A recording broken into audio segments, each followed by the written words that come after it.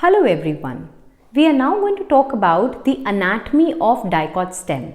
That is, we are going to talk about the details of the various type of tissues which are present inside a dicot stem. Now this is a view under the microscope of a section of a dicot stem, and this is a diagrammatic view of the same.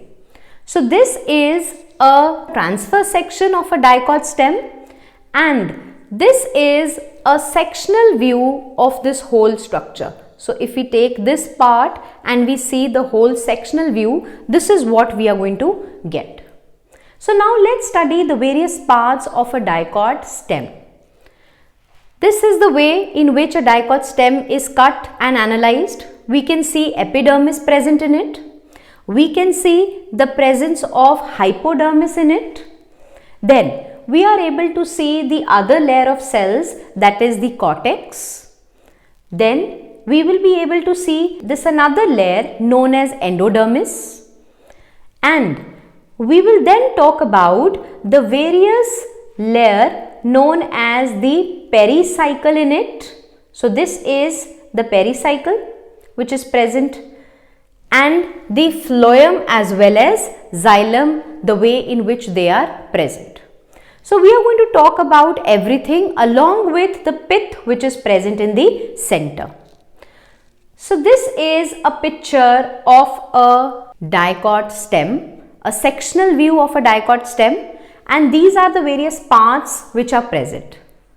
Now the very first part, that is epidermis, is the outermost protective layer of the stem. So we can see over here, this layer of cells forms the epidermis, and epidermis is going to be the outermost layer of this dicot stem, just like all the other plant parts.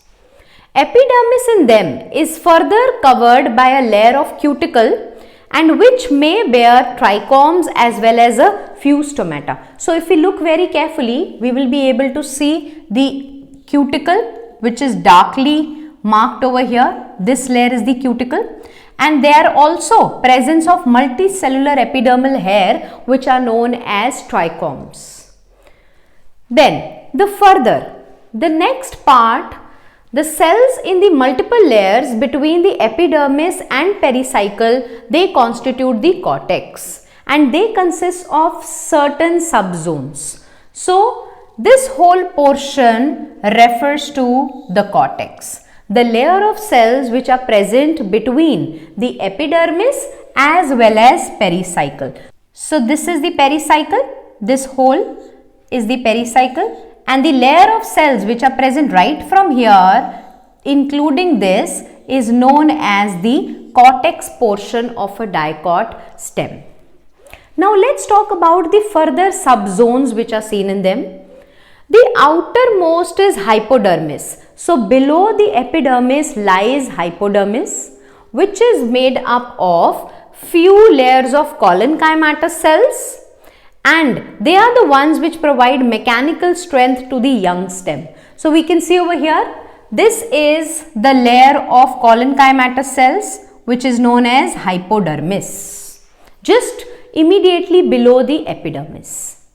Then further, below hypodermis is present a layer of rounded, thin-walled parenchymatous cells with conspicuous intercellular space. So we can see this is another layer of parenchymatous cells, a few layered cells which is present below to the hypodermis. Now the innermost layer of the cortex is known as the endodermis, and the cells of this endodermis, they are rich in starch grains, and that is the reason this layer is also known as starchy sheath.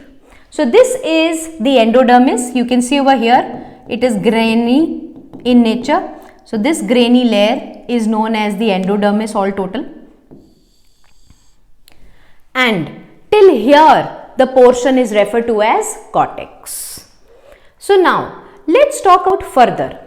There is a sclerenchymatous parenchyma is present on the inner two endodermis, and which is present just above phloem in the form of semilunar patches. So this is the pericycle. So this is the phloem, this whole portion is phloem, and above the phloem as semilunar patches are present the layer known as pericycle formed of sclerenchymatous cells. Then in between the vascular bundles are present a few radially placed parenchymatous cells which constitute the medullary rays. So these are the vascular bundles which are formed of the xylem as well as phloem in together. This is vascular bundle and this is another vascular bundle, and between them these refer to a layer of cells which are known as the medullary rays. The vascular bundles in them are arranged in a ring. We just saw in the diagram earlier, the vascular bundles were arranged in a ring. So this is a characteristic feature of a dicot stem. And each vascular bundle of the dicot stem is conjoined, it is open and with an end arc protoxylem. So conjoined means that the xylem and phloem, they are present at the same radius.